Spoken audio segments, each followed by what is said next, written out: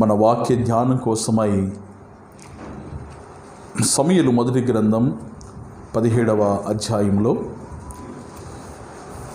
40వ వచనాన్ని చదువుకుందాం. సమూయేలు మొదటి గ్రంథం 17వ అధ్యాయము 50వ వచనాన్ని చదువుకుందాం. 50వ వచనం.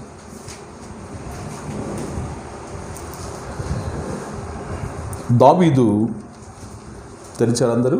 సమూయేలు మొదటి గ్రంథం 17వ అధ్యాయం, చాప్టర్ నెంబర్ 17, 17, 50వ వచనం, పేజీ సంఖ్య 239. దావీదు ఫిలిష్తీయుని కంటే బలాఢ్యుడై ఖడ్గము లేకయే వడిసెలతోనూ రాతితోనూ ఆ ఫిలిష్తీయుని కొట్టి చంపెను. మరోసారి వచనం చదువుతున్నాను. దావీదు ఫిలిష్తీయుని కంటే బలాఢ్యుడై ఖడ్గము లేకయే వడిసెలతోనూ రాతితోనూ ఆ ఫిలిష్తీయుని కొట్టి చంపెను. ప్రభునందు ప్రియ సోదరి సోదరులారా, దావీదు జీవితంలో తాను పొందిన విజయం, ఆ విజయాన్ని తాను పొందడానికి తాను ఎంచుకున్న ఆయుధాలు. గొల్యాతు శూరుడు, యుద్ధశాలి. అతని రూపు చాలా బ్రహ్మాండమైంది, భయంకరమైంది. 6 అడుగుల 6 మూరల జానెడు, 6 మూరల జానెడు అంటే ఈ పైకప్పు కంటే ఇంకా పొడుగు ఉన్నవాడు అనమాట. అలాంటి గొల్యాతు బలాఢ్యుడు, యుద్ధ నేర్పరి. అతడు యుద్ధ కవచం కూడా చాలా పకడ్బందీగా వేసుకున్నవాడు. అతని యుద్ధ కవచాన్ని గురించి రాయబడింది 17వ అధ్యాయంలో 4, 5, 6 వచనాల్లో, 7వ వచనంలో కూడా మనం గమనిస్తే అతని వివరణ కనబడుతుంది. 17వ అధ్యాయం 4వ వచనం నుండి, గాతు వాడైన గొల్యాతు అను శూరుడు ఒకడు ఫిలిష్తీయుల దండులో నుండి బయలుదేరుచుండెను. అతడు 6 మూళ్ల జేనెడు ఎత్తు మనిషి.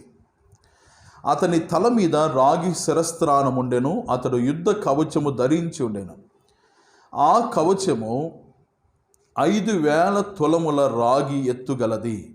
మరియు అతని కాళ్లకు రాగి కవచమును, అతని భుజముల మధ్యను రాగి బల్లెమొకటి ఉండెను.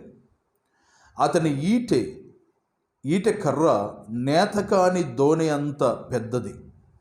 మరియు అతని ఈటె కొన 600 తులముల ఇనుము గలది. ఒకడు డాలును మోయుచు అతని ముందర పోవుచుండెను. ఎందుకు ఈ వివరణ అంతా రాయబడింది గొల్యాతు గురించి అంటే, గొల్యాతు ఎంతటి శూరుడో, ఎంతటి బలాఢ్యుడో, అతడు ఎలాంటి కవచాలు ధరించాడో యుద్ధం కోసమై అని మనం తెలుసుకోవడానికే ఈ సంగతులను రాయబడ్డాయి. గొల్యాతు బహు శూరుడు, చాలా పొడగరి, చాలా బలాఢ్యుడు. అతనికి వెనకంట అసిస్టెంట్ కూడా ఉన్నాడు. ఏం మోయడానికి? డాలును మోయడానికి. ఎన్ని ధరించాడు, మళ్ళా డాలు కూడా అవసరమే నాకు. ఇంత బలాఢ్యుడైన గొల్యాతు సవాలు చేస్తున్నాడు. ఎవరిని? ఇశ్రాయేలును. ఈ దినాల్లో కూడా గొల్యాతు ఉన్నాడు. ఎవరిని సవాలు చేస్తున్నాడు? నమ్మిన దేవుని పిల్లలను, అనగా విశ్వాసులను, అనగా మనలను సవాలు చేస్తున్నాడు. అల్లాడు గొల్యాతు ఎంతటి యుద్ధశాలియో, ఎంతటి బలాఢ్యుడో మనల్ని సవాలు చేస్తున్న ఎవరండి? అపవాది, సాతాను. బలాఢ్యుడా కాదా? బలాఢ్యుడే. అల్లాడు గొల్యాతు రూపాన్ని దేవుడి గ్రంథంలో దేవుడు రాయించి పెట్టాడు. సాతాను గురించి కూడా బైబిల్ గ్రంథంలో రాయబడింది. వాడు ఎంత తంత్రగుండో, ఎంత ఉపాయాలు కలిగిన వాడో, వాడు ఎంత సులువుగా అబద్ధాలు ఆడగలడో, వాని వర్ణన బైబిల్ గ్రంథంలో చాలా సందర్భాలు మనం చూస్తాం. అన్నాడు గొల్యాతు దావీదు కోసమైతే, ఇశ్రాయేలు కోసమైతే, ఈనాడు మనకు అపవాది సవాలు చేస్తున్నవాడుగా ఉన్నాడు. వాని సవాలులో ఉన్న కేక ఏంటంటే ఓడగొడతాను అని, తేల్చుకుందాం రండి అంటున్నాడు. తడో పేడో, నువ్వు గెలుస్తావో నేను గెలుస్తాను. ఇప్పుడు దావీదుతో గొల్యాతు అన్న మాట కూడా అదే. ఈరోజు మనతో కూడా అపవాది అంటున్న మాట అదే. మీతో అపవాది అంటున్నాడు లేదండి? ఎంతమందితో అపవాది తేల్చుకుందాం రా అంటున్నాడు? వినపడుతుందా స్వరం? వినపడుతున్నది కదా. దూది పెట్టుకున్నామా? వినపడకుండా దూడిది పెట్టుకున్నా కానీ దోపుడు దూరిటట్టు చెప్తాడు వాడు. ఇంకా స్వరాన్ని పెంచుతాడు. తెలుసుకుందాం రండి అంటాడు. అపవాది గర్జించు సింహం వలె తిరుగులాడుతూ ఉన్నాడు. ఎవరి చుట్టూ? మన చుట్టే. విశ్వాసుల చుట్టూ అపవాది తిరుగుతూనే ఉంటాడు. వాడు కునుకడు, నిద్రపోడు. మన చుట్టూ తిరుగుతూనే ఉంటాడు. మనల్ని ఎప్పుడు పడగొట్టాలా, ఎప్పుడు మనల్ని ఓడగొట్టాలా వాడు చూస్తూనే ఉంటాడు. అవకాశాల కోసం అనేక శోధనలు తీసుకొని వస్తూ ఉంటాడు, అనేక ఇబ్బందులు తీసుకొని వస్తాడు. మనం శ్రమ పడుతున్నప్పుడు దగ్గరికి వచ్చి గుసగుస మాట్లాడతాడు. ప్రభుని నమ్ముకున్నావు, ఏం లాభం?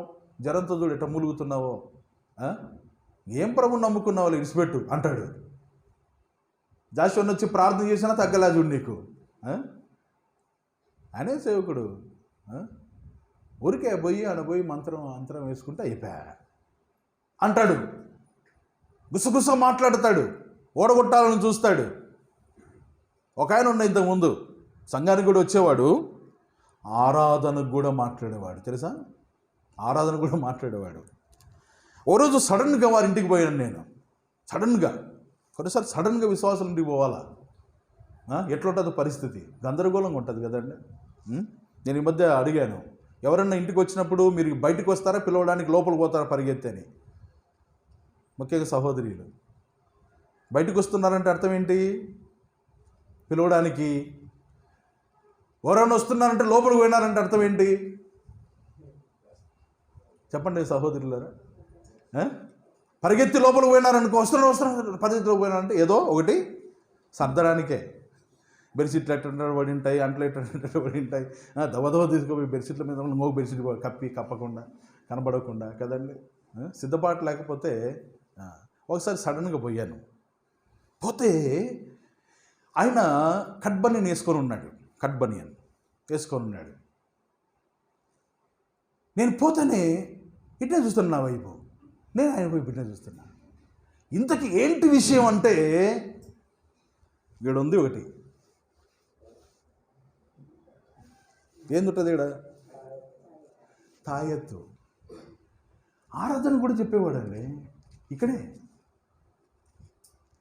ఎవరన్నా ఆయన? ఎవరు ఏంటారబ్బా, ఇప్పటికీ చాలా దూరం పోయినారు కదా. ఓకే, ఎవరైనా కానీ నేను అడిగాను, ఏందన్నా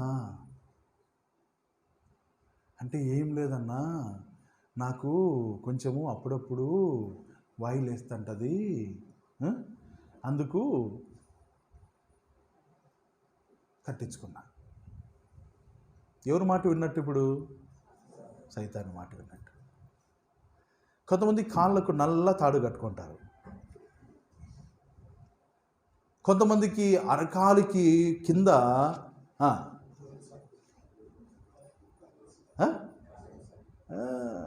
కాటుక నల్ల చుక్క పెట్టుకుంటారు. ఎందుకు? నువ్వే పెద్ద దిష్టి, మళ్ళీ నీకు దిష్టి తగులుతుందా? చిన్నపిల్లలకు ఇంకా బుగ్గన పెడతారు. అది పాప తెల్లగా ఉంటాడు పిల్లోడు, నల్ల చుక్క పెట్టింటారు. ఏం లాభం? ఎవరి మాట విన్నట్టు? అండి చెప్పండి అందరూ. కానుపోయింది అక్క. కానుపోయితే ఇంటికాడికి పోయినాం ప్రార్థన చేయడానికి. మేము వస్తామని తెలిసిందే తీసి పెడుదురేమో.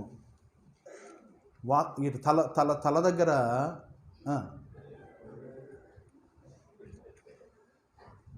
నమ్మకస్తులు మీరు అందరూ కదండి. ఎంత బాగా తెలుసు మీకు అన్నీ. కనబడింది. ఏమక్క ఈడు పెట్టి జనరల్గా అడుగుతాం కదా, ఏమి ఈడు అన్న కనపడిన అన్న కనపడక కదండి. ఎవరి మాట విన్నట్టు, ఎవరికి లోబడినట్టు చెప్పండి. ఇప్పుడు ఎవరు గెలిచినట్టు? సైతాన్ని గెలిచినట్టు. ఒక దేవుని బిడ్డగా ఉండి దేవుని సన్నిధికి వస్తూ నేను క్రీస్తు నమ్ముకున్న వ్యక్తిని చెప్పుకుంటూ సాతానుకు లోబడితే మన రక్షించిన దేవుడు ఎంత దుఃఖపడతాడండి. మన కొరకు ప్రాణం పెట్టిన ఆ ప్రభువారు ఎంత కదా వేదన చెందుతాడు.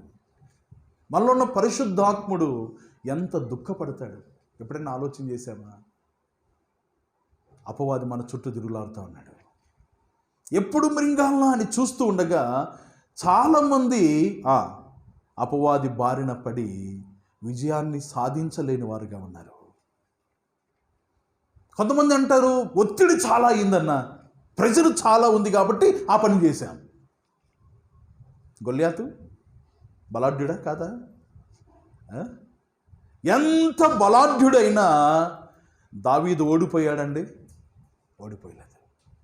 దావీదు వాడిన ఆయుధాలు అవి సాధారణ ఆయుధాలే. ఒడిసెలు ఖడ్గము లేకయే. మామూలుగా ఒకరిని చంపాలంటే ఏముండాలి? ఖడ్గం ఉండాలి. యుద్ధంలో ప్రాముఖ్యంగా ఏముండాలి?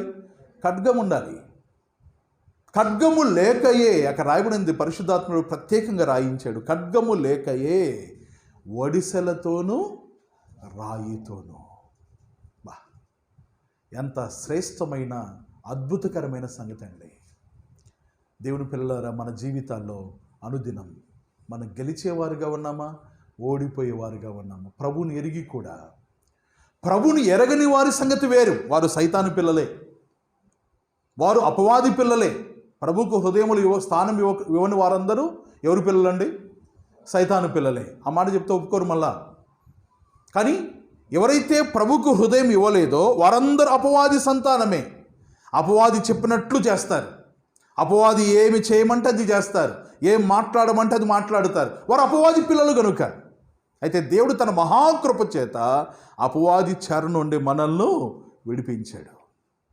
మనల్ని తన పిల్లలుగా చేసుకున్నాడు. అధికారపూర్వకమైన ఆయన పిల్లలుగా మనం చేయబడ్డాం. కుమారులుగా మనం ఎంచబడుతున్నాం. ఆయన కుమారులుగా చేయబడిన మనము ఎవరిని సంతోషపెట్టాలి? మన దేవుణ్ణి సంతోషపెట్టాలి.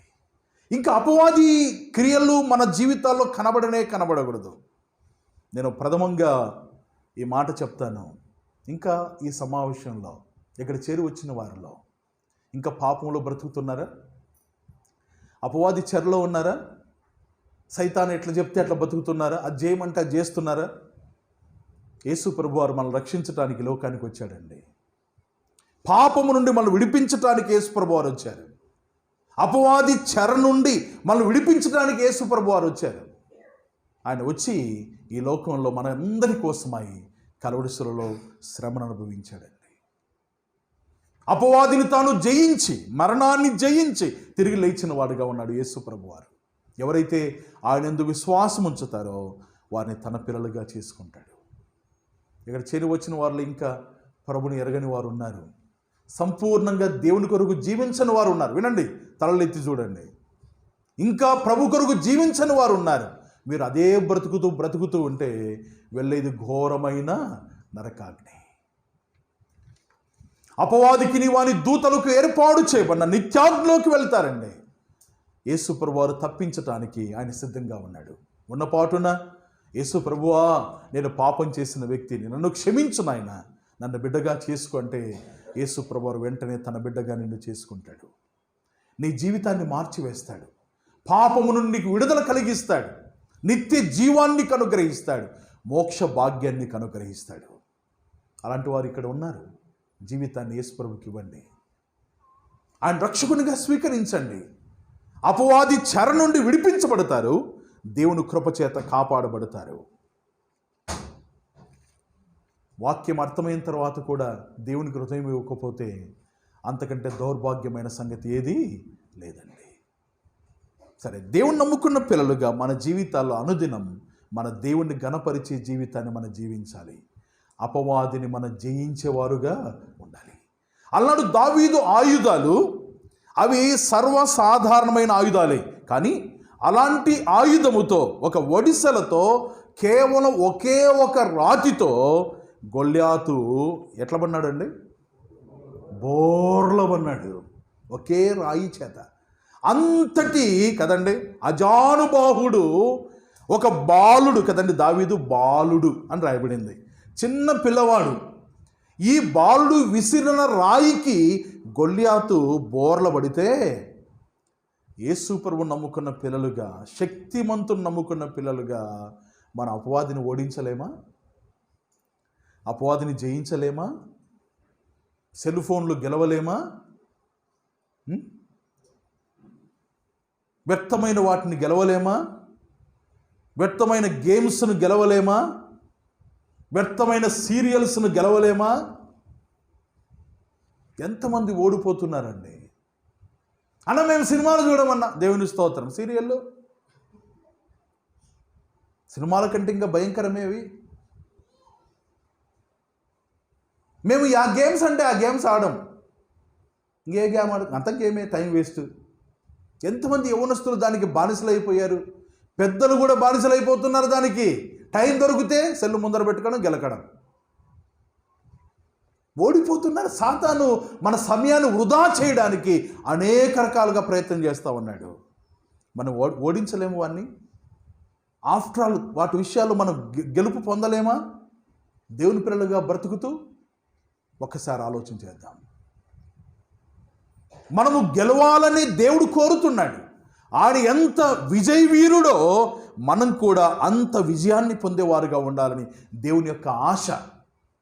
ఆయన ఎల్లప్పుడూ మనకు సహాయం చేయడానికి సిద్ధంగా ఉన్నాడండి. మనం గెలవడానికి, ఆయన మనం గెలవడానికి యుద్ధోపకరణాలు కూడా ఇచ్చాడు. యుద్ధోపకరణాలు కూడా, ఆయుధాలు ఇచ్చాడు ఆయన. బైబిల్ గ్రంథంలో చాలా కనబడతాయి. వరుసగా వాటి విషయాలు మనం చూద్దాం.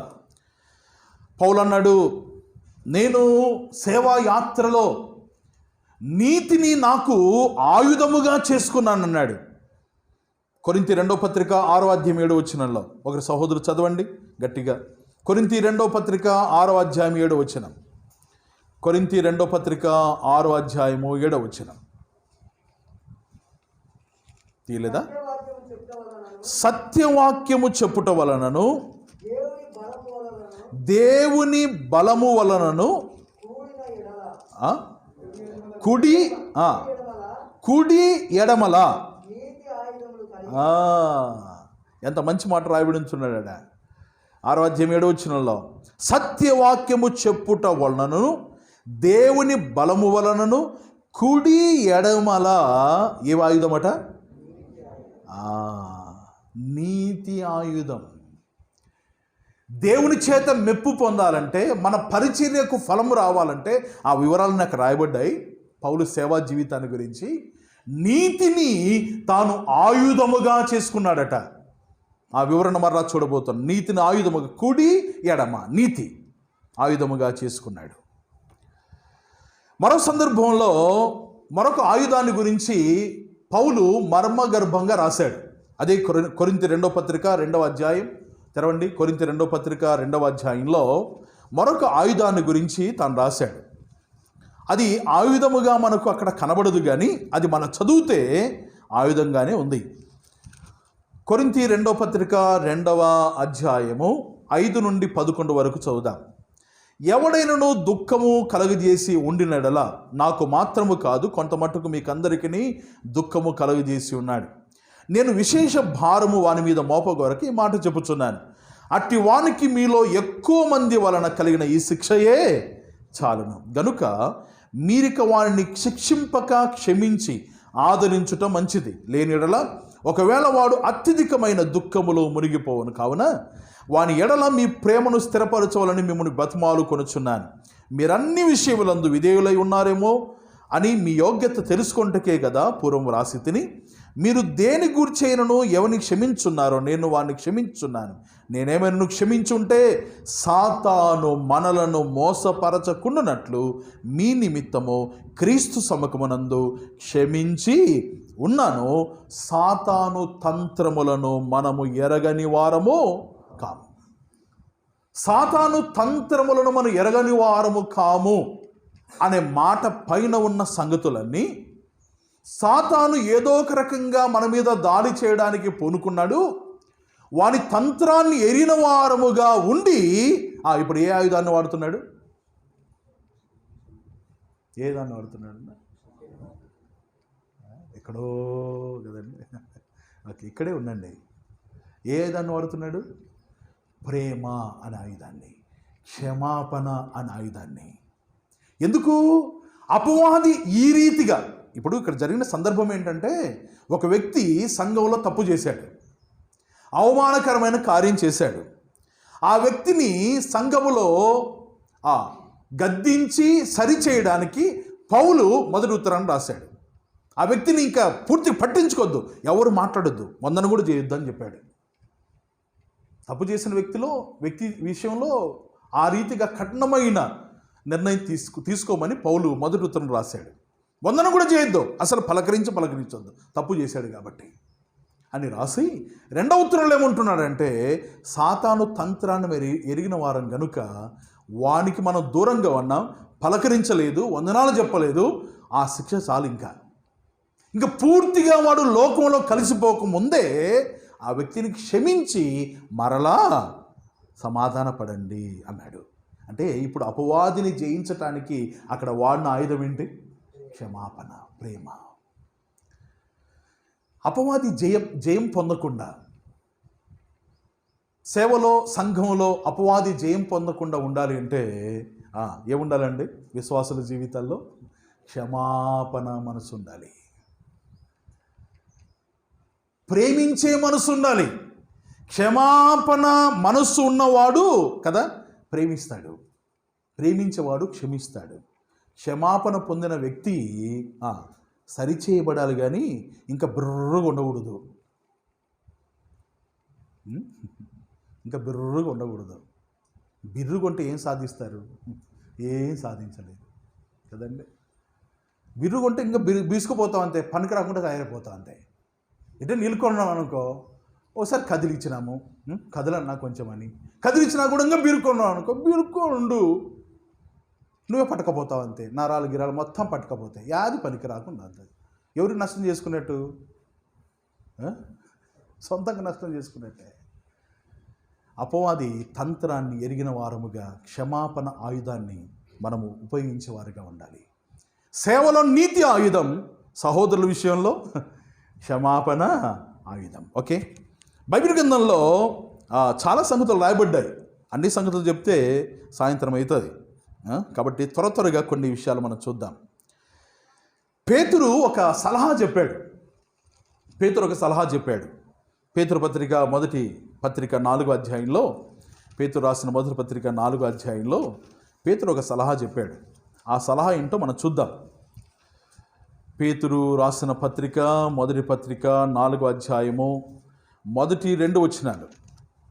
క్రీస్తు శరీరమందు శ్రమపడిన గనుక మీరును అట్టి మనస్సును ఆయుధముగా ధరించుకొనుడి. శరీర విషయంలో శ్రమపడిన వాడు శరీరమందు జీవించ మిగిలిన కాలము ఇక మీదట మనుజాశలను అనుసరించి నడుచుకొన దేవుని ఇష్టానుసారముగానే నడుచుకున్నట్లు పాపముతో జోలిక ఏమీయూ లేక ఉండును. ఈ భాగంలో ఎలాంటి ఆయుధం అండి ఇది? మీరే చెప్పండి. ఏం ఆయుధం ఇది? చెప్పాలి. శ్రమ ఆయుధమా? కాదు, కొంచెం క్లియర్ చదవండి దాన్ని. ఆ పదం కనపడితే చెప్పాకరే. మనస్సు. ఏ మనస్సు అది? మరోసారి చదవండి. క్రీస్తు శరీరమందు శ్రమపడెను గనుక మీరును అట్టి మనస్సు, అంటే ఎవరు? క్రీస్తు మనస్సును ఆయుధముగా ధరించుకోండి. శ్రమలో ప్రభువారిని మాదిరి పెట్టుకోవాలి మనం. శ్రమలు విశ్వాసులకు ఉన్నాయా లేదా? ఉన్నాయి కదండి, ఉన్నాయి. ఉన్నవాడే విశ్వాసి అంటాడు బైబిల్ గ్రంథం చెప్పేది, ఉన్నవాడే విశ్వాసి. కాబట్టి శ్రమలు ఉన్నప్పుడు మన ఆయుధం ఏంటి? క్రీస్తు మనస్సు. శ్రమల్లో క్రీస్తు ఏ రీతిగా ప్రవర్తించాడో, ఏ రీతిగా తాను స్పందించాడో, శ్రమలను ఏ రీతిగా తాను ఎదుర్కొన్నాడో, ఈ సంగతులన్నీ మనము జ్ఞాపకం చేసుకోవాలి. ఆ మనస్సు కలిగి ఉంటే శ్రమలో కృంగిపోయేవారుగా ఉండాం, శ్రమలో ఇబ్బంది పడేవారుగా ఉండాం, శ్రమలో దేవునికి దూరం అయ్యేవారుగా ఉండాం. క్రీస్తు మనస్సును ఆయుధముగా ధరించుకోవాలి. ఎఫెసు పత్రిక 6వ అధ్యాయం. ఎన్ని ఆయుధాలు చూసాం ఇప్పటికి? 3. నీతి అనే ఆయుధం, రెండవది క్షమాపణ ప్రేమ అనే ఆయుధం, మూడవదిగా క్రీస్తు మనస్సు అనే ఆయుధం మనం చూసాం. ఇప్పుడు ఎఫెసు పత్రిక 6వ అధ్యాయం.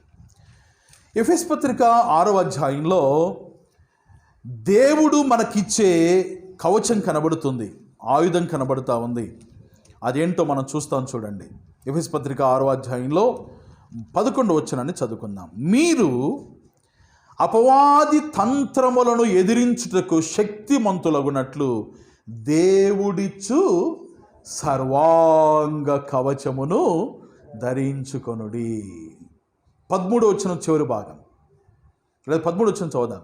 అందుచేతను మీరు ఆపద్దినమందు వారిని ఎదిరించుటకును సమస్తము నెరవేర్చిన వారే నిలవబడుటకును శక్తిమంతులగునట్లు దేవుడిచ్చు సర్వాంగ కవచమును ధరించుకోండి. 3 అనే సంఖ్య వేసి కింద రాయబడింది. ఏమని?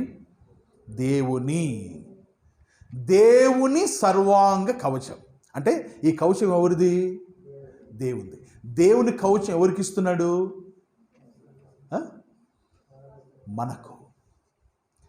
దేవుని కవచం, సర్వాంగ కవచం మనకు దేవుడు సిద్ధపరిచి ఉంచాడు. అది మనం ధరించుకోవాలి. అన్నాడు దావీదు ఏటిలోకి వెళ్ళి రాయి ఏ రీతిగా తీసుకున్నాడో, ఒడిసల్లో ఏ రీతిగా పెట్టి గొల్యాతును తాను చంపగలిగాడో, ఈ దినంలో మనం అపవాదిని ఎదిరించటానికి, అపవాది మీద జయాన్ని పొందడానికి దేవుడిచ్చే సర్వాంగ కవచాన్ని మనం ఏం చేయాలండి? ధరించుకోవాలి. ఎంతమంది ధరించుకున్నారు? వస్త్రాలు ధరించుకొని వచ్చాం, సంతోషం. మాస్కులు కూడా ధరించాం, సంతోషం. దేవుడిచ్చే సర్వాంగ కవచాన్ని, ఇంతకు సర్వాంగ కవచం ఏంటో తెలుసా? సర్వాంగ కవచం అంటే అన్ని అవయవాలకు కవచం, అన్ని అవయవాలను కాపాడే కవచం. ఎవరి మీద జయాన్ని పొందడానికి? అపవాది మీద జయాన్ని పొందడానికి. ఈ కవచాన్ని ధరించిన వాడు తప్పకుండా విజయవీరుడుగా ఉంటాడు. ఈ కవచంలో ఒక్కటి లేకపోయినా ఆ వ్యక్తి అపజయాన్ని పొందుతాడు. వినండి జాగ్రత్తగా, నిద్రపోయేవారు కూడా వినండి. ఈ కవచాన్ని ధరించని వాని జీవితంలో అపజయాలు ఉంటాయి. ఈ కవచాన్ని ధరించే వాని జీవితంలో ఎప్పుడు విజయాలే ఉంటాయి. ఆ కవచం ఏంటో మనం చూడవు. ఎందుకు ఈ కవచం? నంబర్ 1, కవచం ఎందుకోసం అంటే 10వ వచనంలో రాయబడింది, లేకపోతే 11వ వచనంలో, మీరు అపవాది తంత్రములను ఎదిరించుటకు శక్తిమంతులగున్నట్లు. అంటే ఈ కవచాన్ని ధరిస్తే మనకేమొస్తుంది? శక్తి వస్తుంది. శక్తి కోసం ఏం చేయాలి? నేను చాలాసార్లు అడుగుతుందా, secret of energy. Secret of energy ఏంటి? బూస్ట్ అడ్వర్టైజ్మెంట్ చూస్తూ ఉంటాం. నో నో నో నో దేవుని పిల్లల ఎనర్జీకి సీక్రెట్ ఏంటో తెలుసా? దేవుడిచ్చే కవచం. శక్తిమంతులు ఉన్నట్లు. రెండవదిగా ఆ భాగం రాయబడింది చూడండి, 13వ వచనం. 11వ వచనంలో మీరు అపవాది తంత్రములను ఎదిరించడానికి. నంబర్ 1 తంత్రాలను ఎదిరించటానికి, రెండవదిగా శక్తిని పొందడానికి. ఆ తర్వాత 3వ కారణం చూద్దాం. 13వ వచనం, అందుచేతను మీరు ఆపద్దినమందు వారిని ఎదిరించుటకు. ఆ తర్వాత అంటే అపవాదిని ఎదిరించడానికి, మనము శక్తిమంతులు కావడానికి 3వదిగా రాయబడిన మాట ఏంటంటే 12వ వచనం, ఎలైనగా మనము పోరాడునది శరీరులతో కాదు కానీ ప్రధానులతోనూ అధికారులతోనూ ప్రస్తుత అంధకార సముద్ర లోకనాథులతోనూ ఆకాశమందు ఉన్న దురాత్మల సమూహములతోనూ పోరాడుచున్నాము. అంటే పోరాడడానికి. కవచం ఎందుకోసం అండి? పోరాడడానికి. నంబర్ 1 తంత్రాలు ఎదిరించడానికి, రెండవదిగా శక్తిమంతులు కావడానికి, మూడవదిగా పోరాటం సల్పడానికి, నాలుగవదిగా 13వ వచనం అసలైన సంగతి రాయబడింది, అందుచేతను మీరు ఆపద్దినమందు వారిని ఎదిరించుటకును. ఇప్పుడు చదవండి, సమస్తము నెరవేర్చిన వారై నిలవబడుటకు శక్తిమంతులగునట్లు. అంటే విశ్వాస యాత్రలో దేవుని నమ్ముకున్న వారంగా సమస్తాన్ని నెరవేర్చేవారుగా ఉండాలంటే, అంటే దేవుడు, వినండి జాగ్రత్తగా, దేవుడు మన నుండి ఏదైతే కోరుతున్నాడో, ఏదైతే దేవుడు మనలో చేయమన్నాడో అది నెరవేర్చడానికి మనకు దోహదపడేది, సహాయపడేది ఏంటి? సర్వాంగ కవచం, దేవుని కవచం. ఎఫెసు పత్రిక, ఇదే ఎఫెసు పత్రిక 5వ అధ్యాయంలో పక్క పారాగ్రాఫ్లో రాయబడింది చూడండి. 27వ వచనం, 25 నుండి కలిసి ఉంది. 5వ అధ్యాయం 25 నుండి కలిసి ఉంది 27వ వచనం వరకు. పురుషులారా మీరును మీ భార్యలను ప్రేమించుడి, అటువలే క్రీస్తు కూడా సంఘమును ప్రేమించి అది కళంకమైనను ముడత అయినను అట్టిది మరి ఏదైనను లేక పరిశుద్ధమైనదిగానో నిర్దోషమైనదిగానో మహిమగల సంఘముగానో ఆయన తన ఎదుట దాన్ని నిలబెట్టుకొనవలనని వాక్యముతో ఉదక స్నానము చేత దాన్ని పవిత్రపరిచి పరిశుద్ధపరచుటకై దాని కొరకు తన్ను తాను అప్పగించుకొనెను. అంటే దేవుని యొక్క ఉద్దేశం ఏంటంటే, వినండి జాగ్రత్తగా, దేవుని నమ్ముకున్న దేవుని పిల్లలుగా మనల్ని ఒకానొక దినాన దేవుడు తన ఎదుట నిలబెట్టుకోవాలని ఇష్టపడుతున్నాడు. నమ్మిన మనము ఒకానొక దినాన దేవుని ఎదుట నిలబెట్టుకోవాలి, ఆయన ఇష్టం అది. ఆయన ఎదుట మనం నిలబెట్టుకొనబడినప్పుడు మనం ఎట్లా ఉండాలట? నంబర్ వన్ కలంకమైనను ఉందా? రెండోది చూడండి, రెండోది ఏంటి? ముడత అయినను. మూడోది పరిశుద్ధమైనదిగాను. నాలుగోది నిర్దోషమైనదిగాను. ఐదోది మహిమగల సంఘముగాను. ఇవి మన జీవితాల్లో కనబడాలి. అది ప్రభు యొక్క ఆశ. ఇది మనం నెరవేర్చాలి. ప్రభు కోరుతున్నది మనం నెరవేర్చాలి. అంటే ఆయన ఏం కోరుతున్నాడు? మనలో ఏముండకూడదట? కలంకం ఉండకూడదు. రెండోది ముడతలు ఏవి ఉండకూడదు. మూడోది పరిశుద్ధమైన వారుగా ఉండాలి. నాలుగోది నిర్దోషమైన వారుగా ఉండాలి. ఐదోది మహిమగల వారముగా ఉండాలి. ఈ 5 నెరవేర్చబడాలి అంటే మనం ఏం ధరించాలండి? సర్వాంగ కవచాన్ని ధరించాలి. ఈ కవచాన్ని ఎప్పుడైతే ధరించగలమో ఈ 5 మనం నెరవేర్చగలం. ఈ కవచం మనకు లేకపోతే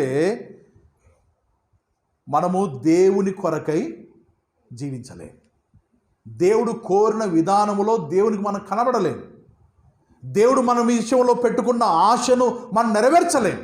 కాబట్టి ఈ సర్వాంగ కవచం అనేది దేవుని నమ్ముకున్న ప్రతి బిడ్డ తప్పకుండా ఏం చేయాలి? ధరించాలి. రేట్ ఎంత? రేట్ ఖరీదు ఎంత అండి? దీని ఖరీదు ఉచితమా? ఏడుంది ఉచితమా? ఉచితం ఉంది అక్కడ. దీని ఖరీదు ఏమాత్రం లేదు. ఇది ఎక్కడో దొరకదు. ఎక్కడుంది? మన దగ్గరే ఉంది. మన దగ్గరే ఉంది. మనకు అనుకూలంగానే ఉంది, మనకు అందుబాటులోనే ఉంది. కానీ ఏం చేయడం లేదు. ఎంత బాగా ఒప్పుకుంటారండి. ధరించిన వాడు ధన్యుడు, ధరించనివాడు ధన్యుడు, ధరించనివాడు మీరే చెప్పుకున్నారు. దేవుని పిల్లలుగా ధరించేవారుగా ఉన్నామా? ఏమేమి ధరించాలో రాయబడ్డ 7 సంగతులు ఉన్నాయి. 7 సంగతులు. ఓకే, నంబర్ 1 చూడండి. నంబర్ 1 14 వచనం. ఏలైనగా మీ నడుమునకు సత్యమును దట్టి, సత్యమును దట్టి కట్టుకొని. నంబర్ 1 ఏం చెప్పాడు? నడుమును గురించి చెప్తామన్నాడు. నడుముకి ఏముండాలి? దట్టి ఉండాలి. దట్టి అంటే మన భాషలో చెప్పాలంటే బెల్ట్. నడుముకు ఒక బిగుతుగా ఉండే దట్టి ఉండాలి. ఒక వ్యక్తి చురుకుగా ఉండాలి అంటే, ఒక వ్యక్తి కష్టపడి పనిచేయాలంటే, ఒక వ్యక్తి ఒక విజయాన్ని సాధించాలంటే అతనికి ప్రాముఖ్యంగా ఏది శక్తివంతంగా ఉండాలి? నడుము శక్తివంతంగా ఉండాలి. నడుము లూజుగా ఉన్నవాడు ఎక్కువసేపు నిలబడలేడు. నడుము లూజుగా ఉన్నవాడు ఎక్కువ దూరం నడవలేడు. నడుము లూజుగా ఉన్నవాడు బరువు ఎత్తలేడు. చేతులు ఎంత శక్తివంతంగా ఉన్నా, కండలు తిరిగినా నడుము బాలేదనుకో, ఎత్తగలడా బరువు? ఎత్తలేడు. నడుము మానవ శరీరంలో చాలా ముఖ్యమైన భాగం. ఈ నడుముకు ఏం కట్టాలట? సత్యమనే దట్టి కట్టాలి. ఈ దట్టి ఏం చేస్తుందంటే మిగతా కవచాన్నంతటినీ ఒక క్రమ పద్ధతిలో ఉంచుతుంది. ఇప్పుడు మైమరువు కింద రాయబడింది, తర్వాత ఖడ్గం గురించి రాయబడింది. ఇవన్నీ ఎక్కడ కట్టుకోగలము? ఈ బెల్ట్ ద్వారా అవన్నీ బిగించబడతాయి. ఈ దట్టి ద్వారా కవచం బిగుతుగా ఉండాలంటే పైన వేయాలి, బెల్ట్ వేయాలి. ఖడ్గం కట్టుకోవాలంటే ఎక్కడ కడతారు? ఖడ్గం బెల్ట్కే. కాబట్టి నడుముకు సత్యం అనే దట్టి ధరించటం చాలా ప్రాముఖ్యమైంది, అది ప్రాథమికమైంది. సత్యము అనే దట్టి. నడుము అనే మాటకు బైబిల్ గ్రంథం చెప్పే జవాబు ఏంటంటే అర్థం. పేతురు మొదటి పత్రిక 1వ అధ్యాయం 13వ వచనం. పేతురు మొదటి పత్రిక 1వ అధ్యాయం 13వ వచనం. త్వరగా చదవాలి ఒక సహోదరుడు. కాబట్టి మీ ఏమి రాయబడిందండి? మనస్సు అను నడుము కట్టుకొని. అర్థమవుతుందా? నడుముకు సత్యం అనే దట్టి కట్టుకోవాలి. నడుము అంటే బైబిల్ పరిభాషలో, దేవుని గ్రంథ భాషలో నడుము అంటే అర్థం ఏంటి? మనస్సు. మన మనస్సు ఎక్కడ ఉంటుంది? జనరల్గా ఎక్కడ చూపిస్తాం? నా మనసు అంతా అంటే ఈడ చూపిస్తాం. మనసు ఈడ ఉందా? ఈడ గుండె ఉంటుంది కదండి. మనసు ఏడుంది? ఒకవేళ మెదడును చూపించినాం అనుకో, ఆలోచనలన్నీ ఇన్నే పుడతాయి. సరే, దీన్ని అనుకుందాం మనసు అని. సరే, మనసు, మనిషికి మనసు ఉంటుందా ఉండదండి? మీకు మనసు ఉందా లేదా? మౌనంగా ఉన్నారు మీరందరూ. ఉంది కదండి. ఓకే, మనసుకి ఏం కట్టుకోవాలట?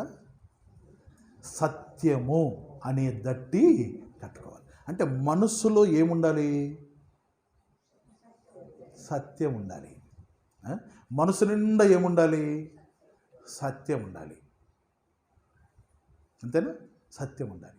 సత్యానికి వ్యతిరేక పదం ఏంటి? అసత్యం, అబద్ధం. అబద్ధానికి జనకుడు ఎవరు? అపవాది. సత్యం అంటే సత్యం అంటే ఎవరు? యేసుక్రీస్తు. యోహాను సువార్త 14వ అధ్యాయం 6వ వచనం, నేనే మార్గమును సత్యమును జీవమునై ఉన్నాను. ఇప్పుడు మన మనస్సు దేని చేత కట్టబడాలి? సత్యము చేత కట్టబడాలి. అంటే మన మనస్సులో ఏముండాలి? సత్యం ఉండాలి. సత్యం ఉండాలంటే ఎవరు ఉండాలి? ప్రభు ఉండాలి. యేసు ప్రభువారు ఉండాలి. యేసు ప్రభువారు మన మనస్సులో ఉంటే శక్తి మనకు వస్తుంది. యేసు ప్రభువారు మన మనస్సులో ఉంటే మనం అపవాదిని ఎదిరించగలం, భయపడం. అపవాది కనపడిందా ఏం చేస్తాం? ఇప్పుడు మన చేతిలో కట్టే ఉంది, కుక్క మరుగుతుంది, ఏం చేస్తాం? చేతిలో కర్ర ఉంది, కుక్క మరుగుతుంది, మనల్ని చూసి ఏం చేస్తావమ్మా? ఏం చేస్తారు? బెదిరిస్తాం దాన్ని. అప్పుడు మరిగింది అనిపోతుంది. మనం చేతిలో కట్టె ఉండి కూడా బెదిరకుండా కుక్క కుక్క చూసేటోళ్ళు ఏమంటారు? వరే చేతులు కట్టబెట్టుకొని ఎందుకు అంత భయపడతావు అంటారు లేదా అండి? ఇప్పుడు మన మనసులో ప్రభు ఉన్నాడు అనుకోండి, అపవాదిని ఏం చేస్తాం? ఎదిరిస్తాం. ఒక ఆట ఆడుకుంటాం అంతే అపవాదిని. ఇప్పుడు వాడే ఆట ఆడుతున్నాడు మనల్ని. ఎవరు లేనట్టు లోపల ఆయనకు స్థానం లేదు. ఊరికే ప్రభువా ప్రభువా ప్రభువా ప్రభువా హల్లెలూయా స్తుతి మహిమ అనుకోవడం జరిగిపోయింది. ప్రభువా ప్రభువా అని పిలుచు. వాక్యం ఎంత బాగా తెలుసో. ప్రభువుకి ఎంత స్థానం ఇస్తున్నాం మన మనసులో. మన మనసు నిండా ప్రభువే ఉంటే ఎంత శక్తివంతులుగా ఉంటామండి, ఎంత ధైర్యవంతులుగా ఉంటాం. అపవాదిని ఎదిరించగలం కదండి. వాడితో మనం పోరాడగలం. సమస్తాన్ని మనం నెరవేర్చగలమండి మనసులో ప్రభుకు స్థానం ఉంటే. ఉందా ప్రభుకు స్థానం మనసులో? ప్రభు ఎక్కడున్నాడు? ఉన్నాడా? ప్రభు ఉన్నాడా? ఇంతకు ప్రభు ఉంటే మళ్ళీ ఎందుకు అప్పుడప్పుడు అబద్ధాలు వస్తున్నాయి? ప్రభు ఉంటే ఎందుకు సమయానికి మందిరానికి రావడంలా? ప్రభు ఉంటే దేవుని వాక్యానికి సంపూర్ణంగా ఎందుకు లోబడటంలా? ఇవన్నీ ప్రశ్నలు వేసుకోవాలి. మనం అనుకుంటున్నాం ప్రభు మావాడు మానవుడు కదండి. కానీ ఆ ప్రభువుకు మన జీవితంలో ఎంత స్థానం ఇస్తున్నాం? మన మనసు నిండా సత్యం ఉండాలి. సత్యముతో మనము కట్టబడాలి. సత్యం అంటే 3 అర్థాలు ఉన్నాయి బైబిల్ గ్రంథంలో. చాలాసార్లు చెప్తుంటాను నేను, మరలా చెప్తున్నాను. సత్యం అంటే మన ప్రభువారు నేనే సత్యం అన్నాడు. రెండవదిగా సత్యం అంటే యోహాను సువార్త 17వ అధ్యాయం 17వ వచనం ఏంటి? వాక్యము సత్యం. మూడవది తిమోతి మొదటి పత్రిక 3వ అధ్యాయం 16వ వచనం అనుకుంటాను, సంఘము సత్యమునకు స్తంభం. నంబర్ 1 ప్రభువారు సత్యం, రెండవదిగా ప్రభు వాక్యము సత్యం, మూడవదిగా ప్రభు సంఘం సత్యం. ఇప్పుడు మనం కట్టబడాలి. దేనితో? సత్యముతో కట్టబడాలి. సత్యం అనే దట్టి మన నడుము కట్టుకోవాలంటే ప్రభువుతో మనము కట్టబడిన వారుగా ఉండాలి. వాక్యానికి కట్టుబడిన వారుగా ఉండాలి. సంఘ క్రమానికి కట్టుబడిన వారుగా ఉండాలి. కొంతమందికి సంఘం అంటే లెక్క జమలే. సంఘం అంటే విలువ ఇవ్వరు.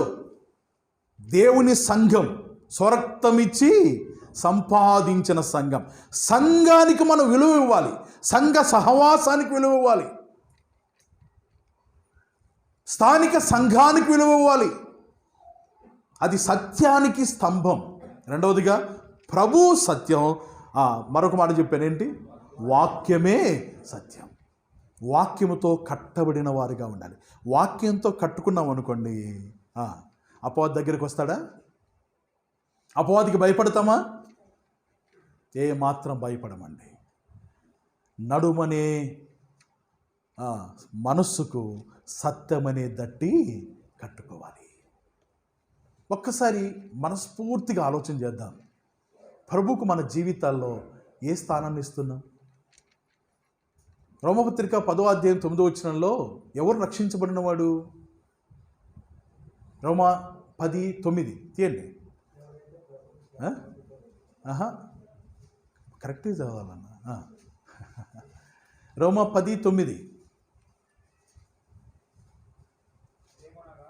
అదేమనగా యేసు ప్రభువు కాదు అక్కడ ఉండేది కదండి. ఏముంది? యేసు ప్రభువు అని నీ నోటితో ఒప్పుకొని దేవుడు ఆయనను మృతుల నుండి ఆయనను లేపనని నీ హృదయమందు విశ్వసించినడలా నీవు రక్షింపబడుదువు. రక్షణ అనేది ఒక వ్యక్తి ఎప్పుడు పొందగలడంటే రెండు మాటలు ఉన్నాయి ఇక్కడ. యేసు ప్రభువు అని మన నోటితో ఒప్పుకోవాలి. రెండవదిగా హృదయమందు విశ్వసించాలి. ఏమని? దేవుడు ఆయనను మృతుల నుండి లేపాడు. అంటే యేసు ప్రభువారు సజీవుడు. యేసు ప్రభువారు చనిపోయిన వాడు కాదు. ఆయన చనిపోయినా తిరిగి లేచినవాడు. ఆయన మృత్యుంజయుడు. లోకములు లాంటి వ్యక్తి ఎవరు లేనే లేరు. కేవలం యేసు ప్రభువారు మాత్రమే చావును జయించగలిగాడు అనే సత్యాన్ని ఎప్పుడైతే హృదయంలో విశ్వసిస్తామో అప్పుడే రక్షింపబడిన వారం. నంబర్ 1 ఏంటండి? యేసు. మరొకసారి చెప్పండి, అందరూ చెప్పాలి. యేసు ఎవరిని ఒప్పుకోవాలి? ప్రభువు అని ఒప్పుకోవాలి. ఎవరికి ప్రభు అయినా? ఎవరైతే ఒప్పుకుంటున్నారో వారికి ప్రభు. ప్రభు అంటే అర్థం ఏంటి? ప్రభుత్వం చేసేవాడు, అధికారం చేసేవాడు. అంటే ఇప్పుడు నేను యేసు నీవే నా ప్రభువుడవు అని ఒప్పుకున్నానంటే నా జీవితం మీద ప్రభుత్వం ఎవరిదండి? ఆయనదే. ఇప్పుడు మనకు ప్రభుత్వం ఉంది. ఏ ప్రభుత్వం ఇది? వైఎస్ఆర్ ప్రభుత్వం. అంతే, వైఎస్ఆర్ సిపి కదా. ఓకే, ప్రభుత్వం. దానికి అధినేత ఒక ఆయన ఉన్నాడు. ఆయన పేరు ఏం పేరు తెలుసు మనకు. ఇప్పుడు తాను ఏదైతే చేయాలనుకుంటాడో అది చేయగలడా, చేయలేడా? ఇప్పుడు ఎక్స్పర్ట్ నాయకుడు ఉన్నాడు ఒక ఆయన, సీనియర్ మోస్ట్. ఏమైనా చెప్పినాడనుకో చేస్తాడా? తాను ఏదైతే అనుకున్నాడో అదే చేస్తాడు. ఆయనే అధికారి. ఇప్పుడు మన జీవితానికి ఎవరండి అధికారి? ప్రభువు మన జీవితానికి ప్రభు అయినప్పుడు యేసు ప్రభువారు ఆయనకు వ్యతిరేకంగా మన జీవితంలో ఏదైనా జరిగించడానికి ఆయన ఒప్పుకుంటాడా? నేను చెప్పిన మాట అర్థమైందా? మన జీవితానికి ప్రభువు అనగా యేసుక్రీస్తు వారు ప్రభు అయినప్పుడు ఆయనకు వ్యతిరేకంగా ఏదైనా మన జీవితంలో జరగడానికి ఆయన ఒప్పుకుంటాడా? ఒప్పుకోడు. అయితే ఎందుకు మన జీవితాల్లో ఆయనకు వ్యతిరేకంగా కొన్ని జరుగుతున్నాయి? ఆయనకి ఇష్టం లేనివి ఎందుకు జరుగుతున్నాయి? ఆయనకు అసహ్యమైనవి ఎందుకు జరుగుతున్నాయి? ఆయన కోపం పుట్టేవి ఎందుకు జరుగుతున్నాయి? ఎందుకు జరుగుతున్నాయి? కారణం ఒకటే, ఊరికే ప్రభువుగా అనుకున్నాం అంతే. ఎన్నో ఆయనకు మనము అధికారం పూర్తిగా అప్పగించాల. నేను రాత్రి మేము కర్నూలు నుంచి వస్తున్నప్పుడు మా చిన్నోడు జెర్సన్ డ్రైవింగ్ చేస్తా అన్నాడు. కారు తీసి బయట పెడుతూ వాడే బయట పెట్టినాడు. పెట్టినాక ఇంకా సీట్లో కూర్చొని ఉన్నాడు. పెద్దోడు వచ్చి రే జెర్సన్ దిగు, నేను నడుపుతా అన్నాడు. నేను నడుపుతాను. నేను పక్కన కూర్చొని అన్నకీరా బాగా నడుపుతాడన్నా, నేను నడుపుతా. ఓకే, కూర్చున్నాడు. కొంచెం దూరం వచ్చిన తర్వాత మళ్ళీ ఏమన్నారు, రే నువ్వు రైట్ సైడ్ పోతున్నావురా, లెఫ్ట్ సైడ్ రావాలా, నీకు నడపడం రావలేదు, కొంచెం దిగురా అంటే వాళ్ళమ్మ అండి నడపండి అండి. ఎప్పుడు నేర్చుకుంటాడు వాడు? తల్లి ప్రేమ బయటకు వచ్చా. ఓకే, నేను మౌనంగా కూర్చుంటే వరకు వచ్చే వరకు నడిపా బాగానే నడుపుకుంటూ తీసుకొచ్చినాడు. ఇప్పుడు మేమెంత చెప్తున్నా వాడు నడిపేవాడు కాబట్టి వాని ఆలోచన ప్రకారమే నడుపుకుంటూ వచ్చినాడు. రైట్ సైడ్ పోతున్నా మళ్ళీ లెఫ్ట్ సైడ్ వస్తాడు, మళ్ళీ రైట్ సైడ్ పోతాడు, మళ్ళీ వస్తాడు. లైట్లు వేరే ఏమనుకోవాలి వాళ్ళన్న కూర్చొని క్లచ్ దొక్కు, ఎక్సిలేటర్ పట్టుకో, లైట్లు ఆర్పు, హారన్ కొట్టు, వెనక వీడు నడుపుతా వస్తా ఉన్నాడు. మన జీవితానికి ప్రభువు మనకు నాయకుడైతే ఎట్లా నడుపుకుంటాం? ఆయన చెప్పినట్టు నడుపుతాం. ఇప్పుడు ఆయన చెప్పినట్టే జీవితం నడుస్తుందా? ఒకసారి ఆలోచన చేద్దాం సీరియస్గా. దేవుని నమ్ముకున్న పిల్లలుగా ఆయన చెప్పినట్టే బతుకుతున్నామా? ఆయన చెప్పిందే చేస్తున్నామా? ఆయనకు వ్యతిరేకంగా ఒక్కటి కూడా చేయడం లేదా? వ్యతిరేకంగా చేయడం లేదంటే దేవునికి స్తోత్రం. కానీ జీవితాల్లో, చాలామంది జీవితాల్లో ఆయనకి ఇష్టమైనవి జరుగుతూనే ఉన్నాయి. కారణం ఏంటంటే మనసు నిండా ప్రభుకు స్థానము ఇవ్వాల. అమ్మా, ఇది కూడా మన మనసు నిండా ప్రభుకు స్థానం ఇయ్యలే. చిన్న ఎవరున్నట్టు మనసులో ఇప్పుడు?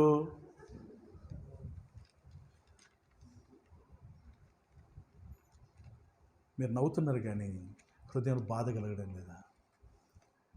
ప్రభు నా కోసం ప్రాణం పెట్టాడు, నా కొరకు రక్తం కార్చాడు, నన్ను రక్షించటానికి ఆ పరలోకం నుండి భూమికి దిగి వచ్చాడే. ఆ ప్రభు మాట ప్రకారం ఆయన ఇష్టానుసారంగా నేను బ్రతకలేకపోతున్నాను, బాధ కలగడం లేదా? ఎన్నిసార్లు దేవుని అవమానపరుస్తామండి, ఎన్నిసార్లు దేవుని దుఃఖపెడతాం. క్రైస్తవులుగా పిలువబడుతూ, దేవుని పిల్లలుగా పిలువబడుతూ, మందిరానికి వస్తూ, బైబిల్ చదువుతూ, ప్రార్థన చేస్తూ, పాటలు పాడుతూ, సంపూర్ణంగా ఆయన మన జీవితంలో ప్రభువుగా ప్రతిష్ఠించుకోకపోతే ఏం లాభం? ఇంక అపవాది గెలవడా? అపవాది మన మీద గెలవటం ద్వారా అపవాది సంతోషించడా? వాడు గంతులు వేసుకుంటూ తిరుగుతున్నాడు. పోండి ప్రార్థనకు, నో ప్రాబ్లం, బయటకు వచ్చి నా గడికి వస్తారు మీరు, వినండి వాక్యం బాగా, నో ప్రాబ్లం, మళ్ళీ సీరియల్ చూసుకుంటూ కూర్చోండి.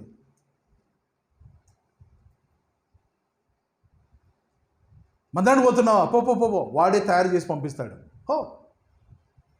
వాక్యం వింటావా? కూర్చో, విన్నట్టే ఉండు, ఏందేందో ఆలోచన చేసుకో. మనిషి వీడుండు, మనసు ఎక్కడో పెట్టు. ఎన్నిసార్లు అపవాది మాట వినలేదండి? మనం జయించేవారుగా ఉంటామా? ఓడిపోతున్నాం. దేవునామానికి ఎంత అవమానం! ఆయనిచ్చే ఆయుధం సర్వాంగ కవచం సిద్ధపరిచి ఉంచాడు దేవుడు. దాన్ని సంపాదించుకోవడానికి లేకపోతే వెలపెట్టి కొనడానికి కూడా అవకాశం లేకుండా ఉచితంగా దేవుడిచ్చాడు. ఒకవేళ రక్షించబడాలి అంటే ఇన్ని వేల రూపాయలు కట్టాలి అన్నారనుకోండి, ఈడు ఎంతమంది ఉండేవాళ్ళం? కొన్ని వార్తలు మనం వింటుంటాం, దీనికి ఇంత ఫీజు, దీనికి ఇంత ఫీజు, ఇది చేయాలంటే ఇంత ఫీజు, ఆ దర్శనం పోవాలంటే ఇంత ఫీజు, ఈ దర్శనం అయితే ఇంత ఫీజు కదండి, వింటున్నామా? కానీ మన దేవుడు ఫీజులు పెట్టాడా? ఉచితంగా ఇస్తున్నాడండి, ఉచితంగానే సమస్తం ఇస్తున్నాడు. ఆయన మాటకు మనం లోబడకపోతే అపవాదిని మనం గెలిపించినట్టు. దావీదు బాలుడైనా, చిన్నవాడైనా, బలము లేనివాడైనా దేవుణ్ణి మనసు నిండా పెట్టుకున్నాడండి. మనసు నిండా దావీదుకి ఎవరున్నారంటే దేవుడు ఉన్నాడు. నా దేవుడు ఉన్నాడు, నాకు విజయాన్ని ఇస్తాడు. యుద్ధము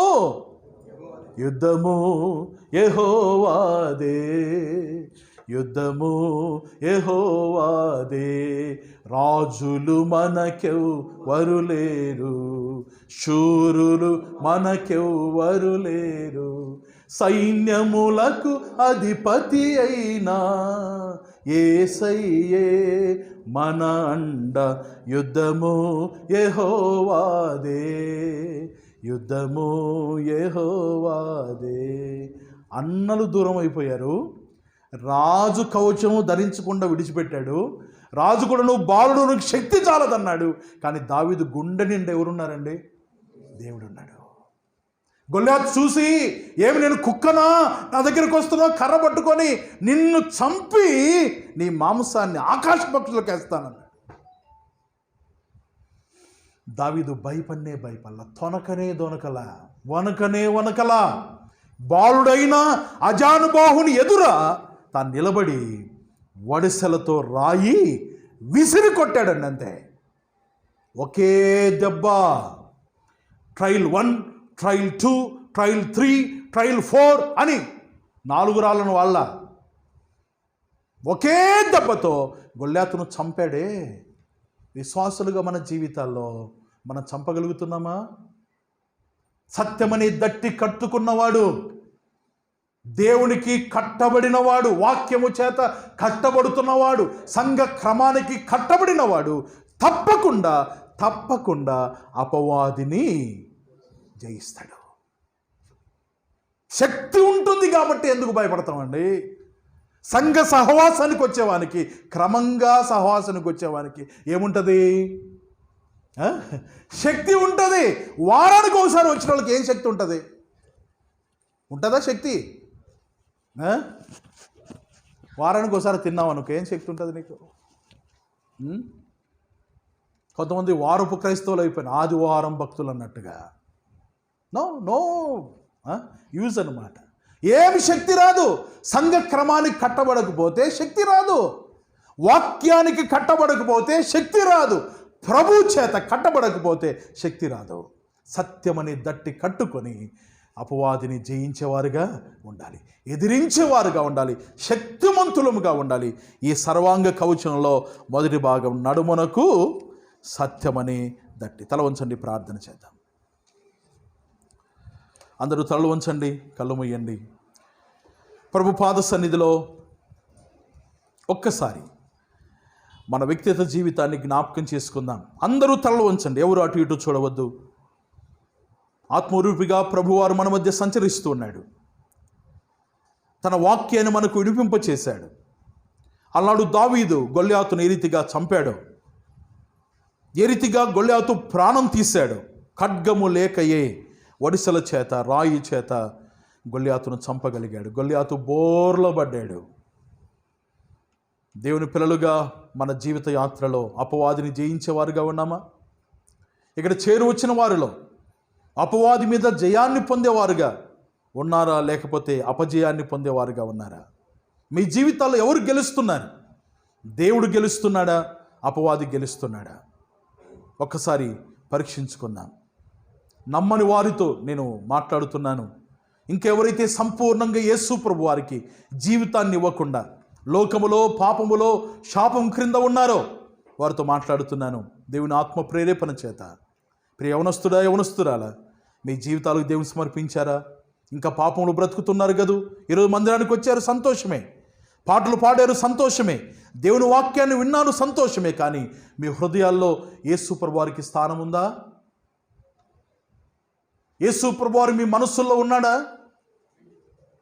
బయటే పెట్టి ఉన్నారా? ఇంకా ఆయన బయట నిలబడితే నీకేం లాభం లేదు. ఆయన నీ లోపలికి రావాలి.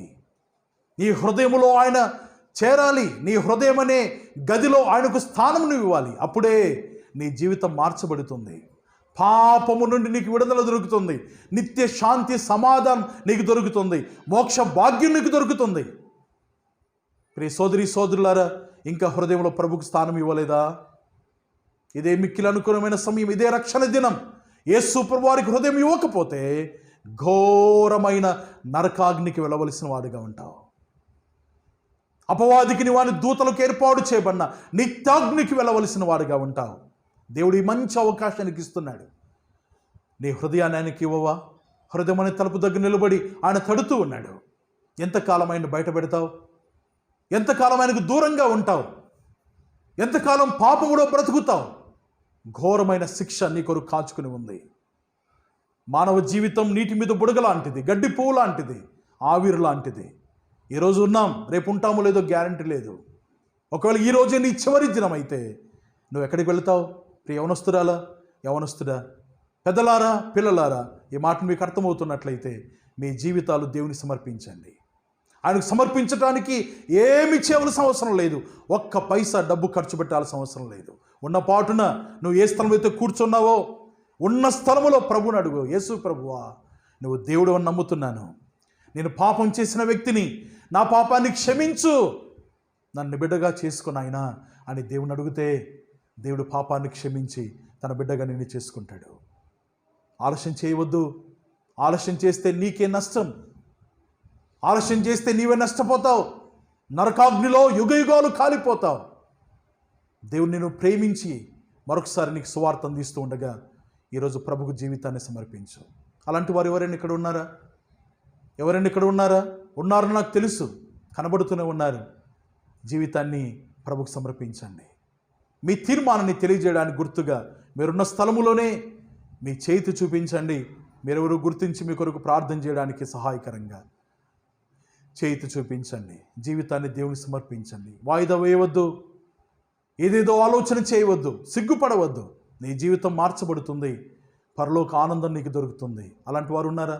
చేయి చూపించండి. ప్రియవనస్తులారా, ఆలోచన చేయవద్దు, జీవితాన్ని దేవునికి సమర్పించు. చేతి చూపించండి, మీ కొరకు ప్రార్థన చేస్తాం. దయచేసి జీవితానికి దేవుని సమర్పించండి. పాపంలో బ్రతుకుతే ఘోరమైన నరకాగ్ని, యాతన, యుగయుగాలు, సదాకాలం అగ్నిలో కాలవలసిందే. దేవుడు ప్రేమించి నిన్ను పిలుస్తున్నాడు. ఈ ఉదయకాల సమయంలో దేవుని క్షమాపణ కోరుతూ నీ చేతి చూపించు. ఎవరున్నారా? నేను ప్రార్థన చేయబోతున్నాను. ఉన్నారా ఎవరైనా? ప్రభు నమ్మిన పిల్లలుగా మన జీవితాల్లో మన ప్రభుని ఎప్పుడు మనం గెలిపించేవారుగా ఉండాలి. అపవాది ఆలోచనలకు, అపవాది తంత్రాలకు మనం లోబడిపోయి అపవాదిని జయించేవారుగా కాదు, ప్రభును మనము గెలిపించేవారుగా ఉండాలి. అపవాదిని ఓడించేవారుగా ఉండాలి. అలాంటి తీర్మానం తీసుకుంటూ వెళదాం. ప్రభువా, నా జీవితంలో నీవే గెలవాలయ్యా. నేను నిన్ను గెలిపించడానికి నాకు శక్తిని అనుగ్రహించు. సంపూర్ణంగా నా జీవితానికి సమర్పిస్తున్నాను. నా జీవిత యాత్రలో నీవు తప్ప ఇక నాకు ఎవరు వద్దయ్యా. నీ అధికారానికి సంపూర్ణంగా లోబడుతున్నాను. యేసయ్యా, నీవే నా జీవితానికి కావాలి. నీవే నాకు అధికారిగా ఉండాలి. నా జీవితంలో చాలాసార్లు నీ మాట వినలేదు నాయన, దయతో క్షమించు. ఇక నుండి నీ మాటకు సంపూర్ణంగా నా జీవితంలో విలువ ఇస్తాను. నేను గణపరుస్తాను నాయన. నీకు విజయాన్ని తెచ్చే బిడ్డగా ఉంటాను. నీకు కట్టబడిన బిడ్డగా నేను ఉంటాను అని ప్రభు పాద సన్నిధిలో తీర్మానం చేసుకుందాం. నమ్మిన విశ్వాసులు ఆ తీర్మానంతో నీకుంటూ వెళ్ళాలి.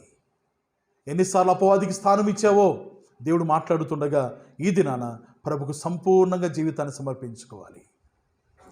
ప్రభుకు సంపూర్ణంగా జీవితాన్ని అప్పగించుకుంటే విజయ పదములో దేవుడు నడిపిస్తాడు. విజయాన్ని అనుదినం దేవుడు అనుగ్రహిస్తూ నేను నడిపించేవాడుగా దేవుడు ఉంటాడు. ప్రభు నమ్ముకున్న పిల్లలుగా అలాంటి తీర్మానం తీసుకుంటూ వెళదాం. ఇంకా నమ్మని వారు తమ హృదయాల్లో ప్రభుని అడగండి, దేవుడు క్షమిస్తాడు. ఒకవేళ మీరు బహిరంగ చేయడానికి ఇష్టపడకపోయినా పర్వాలేదు, కానీ హృదయాన్ని దేవుని సమర్పించండి. మీ తీర్మానం తర్వాత తెలియజేసిన సంతోషమే, కానీ దేవుడిచ్చిన సమయంలో తప్పకుండా తీర్మానం తీసుకుంటూ వెళ్ళవలసిందిగా ప్రభు పేరట ప్రేమతో మనవి చేస్తున్నాను. ప్రార్థన. ప్రియ తండ్రి, మీ నామానికి స్తోత్రాలైనా ఉదయకాల సమయంలో మీ లేఖన భాగాన్ని మా ఎదుగు మీరు తీసుకొని వచ్చి మా అందరితో మీరు మాట్లాడినందుకు మీకు స్తోత్రాలు. అలనాడు గొల్యాతును దావీదు సాధారణమైన ఆయుధాల చేత చంపాడు. సవాలు చేస్తున్న గొల్యాతును, కేకలు వేస్తున్న గొల్యాతు, దేవా ఆ దినాన విజయాన్ని దావీదుకి ఇచ్చారు. మా జీవిత యాత్రలో సాతాను మీద విజయాన్ని మాకు ఇవ్వడానికి మీరు ఎల్లప్పుడూ సిద్ధంగా ఉన్నారు నాయన. మీరు జయించిన వాడు, మేము కూడా జయించాలని ఇష్టపడుతున్నావు. మీరిచ్చే సర్వాంగ కవచాన్ని ధరించుకొని నడుమునకు సత్యమనే దట్టి కట్టుకొని మిమ్మును మా జీవితాల్లో ప్రతిష్ఠించుకొని మీ వాక్యానికి సంపూర్ణంగా లోబడి, సంఘ క్రమానికి సంపూర్ణంగా మేము లోబడి విజయాన్ని పొందే బిడ్డలుగా ఉండటానికి మీరే సహాయించవలసిందిగా వేడుతున్నాం. ఈ సమాజంలో ఇంకా మనం నమ్మని వారు ఉన్నారు, సంపూర్ణంగా జీవితాన్ని మీకు సమర్పించని వారు ఉన్నారు. వారి జీవితాల్లో కార్యాన్ని మీరు జరిగించండి.